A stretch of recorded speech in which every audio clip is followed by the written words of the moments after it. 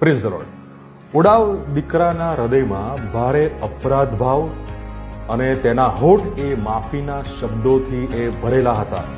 પણ તે એક પણ શબ્દ બોલે તે પહેલા તેના પિતાએ તેને ભેટવાને માટે પહેલેથી જ દોડી ગયા. જ્યાં પિતાના એ આલિંગનમાં માફી, દયા, પ્રેમ એ ઝળહળી ઉઠે છે.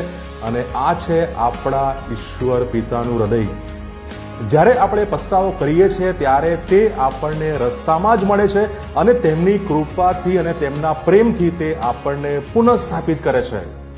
ઈશ્વરની પાસે આવવામાં આપણે ક્યારેય મોડું કરવું જોઈએ નહીં, કારણ કે સ્વર્ગીય કૃપા એ આપણા અપરાધ ભાવ કરતા એ વધુ ઝડપથી દોડે છે.